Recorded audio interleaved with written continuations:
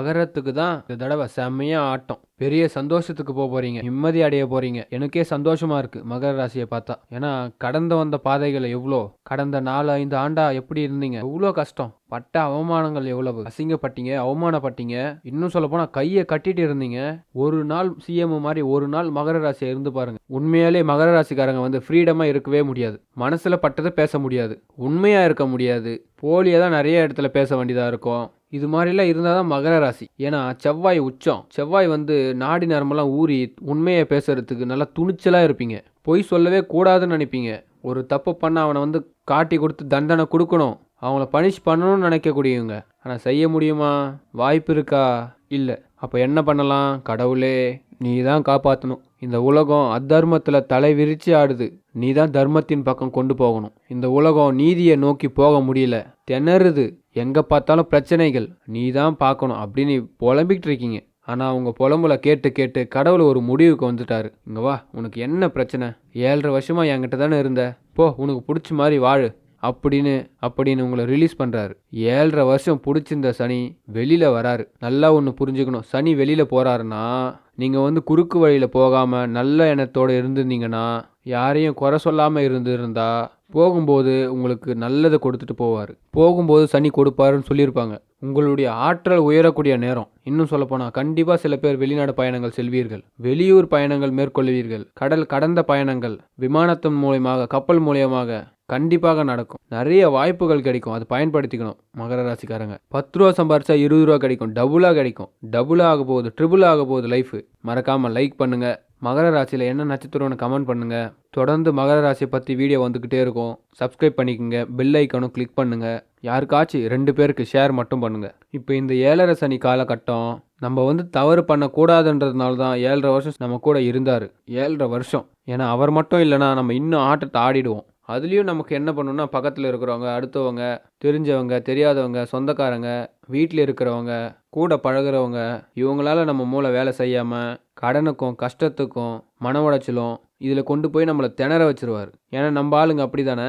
இதெல்லாம் மீறி நீங்கள் வணங்குற தெய்வம் காப்பாற்றி, குலதெய்வம் காப்பாற்றி, உங்கள் இஷ்ட தெய்வம் காப்பாற்றி இப்படி கொண்டு வந்து நிப்பாட்டும் போது கணக்கு வழக்கு பார்த்து சனி 7.5 வருஷத்தில் அவருக்கே தெரியாமல் நீங்கள் ஏதாச்சும் பண்ணியிருந்தா, அதில் ஏதாச்சும் தப்பு நடந்திருந்தா அவர் எதுவுமே கொடுக்காம வெளியே அனுப்புவார். வெளியில் வந்தால் போதுன்ற மாதிரி வெளியில் வந்துடுவோம். நம்ம எதுவுமே பண்ணலை, நல்லது தான் பண்ணியிருக்கோன்னா கொடுத்து அனுப்புவார். இப்போ புரிஞ்சுக்குங்க, எந்த ராசியானா இருக்கட்டும் சில ஸ்ட்ரிக்டான விஷயத்த ஃபாலோ பண்ணணும். நான் நல்லா தாங்க இருந்தேன், இவன் சும்மா சாப்பிட சொன்னான் அதனால் சாப்பிட்டேன், அதனால் நான் குடிக்க தொடர்ந்து ஆரம்பிச்சிட்டேன். எல்லாருக்கிட்டையும் அதான் சொல்லுவோம். பிரச்சனைகளையும் கெடுதல்களையும் நம்ம இன்னொருத்தர்கிட்ட இருந்து தான் கற்றுக்குறோம். அதுதான் தப்பு. என்றைக்குமே செயல்களையும் நம்மளுடைய பிரச்சனைகளையும் நம்மளே அந்த சுமையை எடுத்துக்கணும், நான் தான் காரணம் அப்படின்னு. இப்படி இந்த மகர ராசி பல இன்னல்களை சந்தித்து சனி வெளியில் போகிறாரு. இது ரிலீஃப் டைம். 7.5 வருஷம் உங்களை விட்டு விலகிறாரு. இனிமேல் இந்த பக்கமே வரமாட்டார். இனிமேல் 30 வருஷம் கழிச்சு உன்னை பார்க்குறோம் போ அப்படின்னு வெளியில் வராரு. நல்ல நேரம் தானே.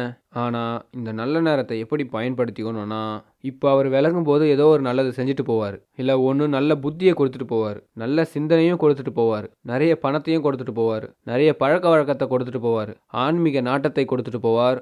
ஏதோ ஒன்று அவர் கண்டிப்பாக கொடுத்துட்டு தான் போவார். ஆனால் ஒரு நல்லது, அந்த ஒன்றிலிருந்து நம்ம வாழ்க்கை ஆரம்பிக்கும். இதை மட்டும் ஃபாலோ பண்ணுங்க. மகரம் வெற்றி அடைய போகுது. சிறப்பாக இருப்பீங்க, உயர போறீங்க, குறைவு இல்லாமல் இருப்பீங்க. நிச்சயம் நல்லது நடக்கும். இந்த மகர ராசி முழுமையாக நாராயண வழிபாடு செய்ய வேண்டும். சனி போயிட்டாரேன்னு ஃபீல் பண்ணாதீங்க. இனிமேல் உங்ககிட்ட யாரும் வர மாட்டாங்க. சனி இருந்துட்டு போன அந்த படிவம் மாறத்துக்கே 1 வருஷம் ஆகும். அதற்கு பிறகு நம்ம சரியான பயணத்தை மேற்கொண்டு நம்ம சக்ஸஸ் பண்ணணும். அப்போ நம்மளுக்கு இன்னும் நிறைய டஃப் சிலபஸ் தான். 7.5 சனி விலகிறத விட நீங்கள் நல்லா இருக்கிறதுக்கு ரொம்ப முயற்சி கொடுக்கணும். அப்போ நீங்கள் என்ன பண்ணணும்? நிறைய ஆன்மீக நாட்டங்கள் படிக்கணும், ஆன்மீக சிந்தனைகள். இதுக்கு ஃபஸ்ட்டு என்ன பண்ணணும்? நீங்கள் என்ன ஒர்க் பண்ணுறீங்களோ, டைலராக இருக்கீங்களா, டிரைவராக இருக்கீங்களா, டாக்டராக இருக்கீங்களா, விவசாயியாக இருக்கீங்களா, இல்லை ஒரு அரசியல்வாதியாக இருக்கீங்களா, எந்த துறையாக இருந்தாலும் உண்மையாக செய்யுங்க, நேர்த்தியாக செய்யுங்க, மனசுக்கு பிடிச்சி செய்யுங்க, பிஸியாக செய்யுங்க. நீங்கள் பிஸியாக ஒரு தொழிலில் இருந்தீங்கன்னா உங்களுக்கு அடுத்த கட்டத்துக்கு ப்ரொமோஷன் உண்டு, உயர்த்தி எடுத்துருவார். இந்த 7.5 சனி விலகி இருக்கிறதுல 2.5 வருஷத்தில் உங்களுக்கு பொண்ணு, பொருள், நகை எல்லாத்தையும் கொடுப்பார். ஆனால் ஒர்க்கில் பிஸி ஷெடியூல்டில் நீங்கள் இருக்கணும். அதை விட்டுட்டு போரில் அடிபட்டவன் மாதிரி ரொம்ப ஃபீல் பண்ணுறேன், ரொம்ப வீக்காக இருக்கேன் அப்படிலாம் ஃபீல் பண்ணாதீங்க. இப்போ என்ன பண்ண போகிறாரு சனி? நம்ம பண்ண புண்ணியத்துக்கு கொடுக்கணும். சப்போஸ் கொடுக்கலன்னா இந்த 2.5 வருஷத்துக்கு கொடுக்கறதுக்கான நேரம் நம்மக்கிட்ட பயன்படுத்த போகிறாரு. அப்போ நம்ம அது ஒர்க்குன்னு வாங்கிடலாம். நீங்கள் 10 ரூபாய்க்கு வேலை பார்த்தீங்கன்னா 50 ரூபா கிடைக்கும். ஆனால் ஹார்ட் ஒர்க் பண்ணணும், 24 ஹவர்ஸ் ஒர்க் பண்ணணும், நேரங்காலம் பார்க்காம ஒர்க் பண்ணணும். இதுதான் உங்களுக்கு இதுதான் உங்களுக்கு சனி கொடுத்துட்டு போகிறது. உங்களை பெரிய விஐபி ஆக்க போகிறாருங்க. மிகப்பெரிய நல்ல நிலைமைக்கு வர போகிறீங்க. சனி கெடுக்கலை. அவர் என்ன பண்ணுறாரு, ஹார்ட் ஒர்க் பண்ணி பல டாஸ்க்களை பண்ணி உங்களுக்கு சந்தோஷம் கொடுத்து உங்களுடைய திறமைகளை வெளி உலகத்துக்கு கொண்டு வராரு. இதுக்கு நீங்கள் முயற்சி பண்ணி பயன்படுத்திக்கங்க. விநாயகரை நிறைய பிரார்த்தனை பண்ணிக்கோங்க. பணம் வேணுமா, பணம் வேணும்னா பெருமாளை பிரார்த்தனை பண்ணுங்க. நாராயணா நாராயணா கோவிந்தா நாராயணான்னு நிறைய சொல்லுங்க. அந்த பணத்தை சம்பாதிக்கிறதுக்கும் அந்த பணத்தை நல்ல வழியில் செலவு பண்ணுறதுக்கும் அந்த பணத்தை சரியாக செயல்படுத்த சிவன் நமக்கு துணையாக இருப்பார். அந்த சிவபெருமான் யார்கிட்ட எப்படி பேசணும், எப்படி பேசக்கூடாது, யார்கிட்ட கோவப்படணும், யார்கிட்ட எப்படி நடந்துக்கணும், யார்கிட்ட எதை சொல்லணும், எதை சொல்லக்கூடாது, தேவையான பக்குவத்தை ஏற்படுத்தி கொடுப்பார். அப்போ பணமும் சேஃப் ஆகும், பதவியும் சேஃப் ஆகும், உங்களுடைய லைஃப்பும் சேஃப் ஆகும். சனி இப்போ உங்களை சேஃப் ஜோனுக்கு கொண்டு போயிட்டாரு. ஆனால் நீங்கள் முயற்சிகளை கைவிடாமல் பரபரப்பாக இருந்தீங்கன்னா வெற்றிகள் உண்டு. நீங்கள் இப்போ அமைதியாக அசந்து இருந்தீங்கன்னா வாய்ப்பு கை நழுவி போயிடும். நீங்கள் பட்ட கஷ்டத்துக்கெல்லாம் விடிவு காலம் வரப்போகுது. நிறைய வாய்ப்புகள் கிடைக்க போகுது. ரொம்ப நல்லா இருக்க போகிறீங்க. உங்களால் உங்கள் குடும்பமும் நல்லா இருக்க போகுது. சனி பெயர்ச்சி 2025 மார்ச் 29, 2025 கும்பத்திலிருந்து மீனத்திற்கு சனி பெயர்ச்சி அடையும். அது எவ்வளோ காலத்துக்கு இருக்குன்னு பார்த்தீங்கன்னா 2027 ஜூன் வரைக்கும் இருக்கும். சனி பெயர்ச்சி எப்போதுமே ஒரு மேஜர் இம்பேக்ட். உங்களுக்கு நல்லாவே தெரிஞ்சிருக்கும். 9 கோள்களில் சனி மட்டும்தான் 2.5 வருஷம் இல்லைனா 2.25 வருஷம் அது தோராயமாக முன்பின் வக்ரகதியெல்லாம் உண்டு. சனி கிரகம் மட்டும்தான் அதிக நாட்கள் ஆளுமை செய்யக்கூடிய கிரகம். பொதுவாகவே உலக அளவில் ஒரு சனி பெயர்ச்சிக்கு ஒரு முக்கியத்துவம் உண்டு. உலகத்தில் ஏற்படக்கூடிய மாற்றங்களும் சரி, தனி மனிதனுக்கு ஏற்படக்கூடிய மாற்றங்களும் சரி, சனி தான் மேஜர் ரோல் ப்ளே பண்ணும். விதியை நிர்ணயிக்கக்கூடியது சனி. அந்த விதி எப்படிப்பட்டதாக இருக்கணும்னு சொல்லிட்டு இந்த சனி பெயர்ச்சி நமக்கு கொடுக்க போகுது.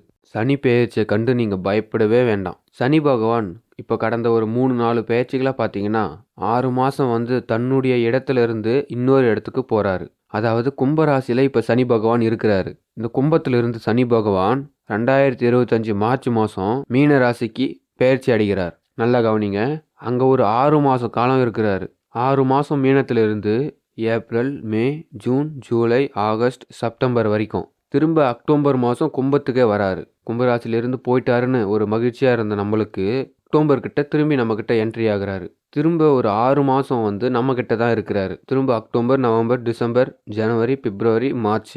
2026 மார்ச் 6ஆம் தேதி தான் பர்மனண்ட்டாக கும்பத்தை விட்டு வெளியில் வராரு. அதே சனி பகவான் திரும்ப ரிட்டர்ன் திரும்ப மார்ச்சுக்கு அப்புறம் தான் 7.5 சனியை ஆரம்பிக்கிறாரு. அப்போ எல்லாருக்குமே இது ஒரு குழப்பமாக தான் இருக்கும். சனி பெயர்ச்சி இப்போ நடக்குதா இல்லை 26ஆ? சனி பெயர்ச்சி 2025 தான் இருக்குது. வாக்கிய பஞ்சாகம் நிரந்தரமாக 2.5 வருஷத்தை கால்குலேட் பண்ணுது. திருக்கணித பஞ்சாகம் உள்ளே போயிட்டு வர்றதும் கால்குலேட் பண்ணுது. 2026 நிரந்தரமாக உட்காரும்போது இந்த முன்னாடி நடந்த 6 மாதம் கணக்கு இல்லாமல் போயிடும். அவருடைய எஃபெக்ட் தெரியணுன்றதுக்காக தான் இது ஒரு முன்னெச்சரிக்கையாக சொல்கிறாங்க. முதல்ல இந்த 6 மாதம் நீங்கள் சரியாக பயணத்தை பண்ணிட்டீங்கன்னா அடுத்த 2.5 வருஷம் இதுதான் உங்கள் வாழ்க்கைன்னு தெரிஞ்சிடும். இப்போ சனி பெயர்ச்சின்றது இதுதான்.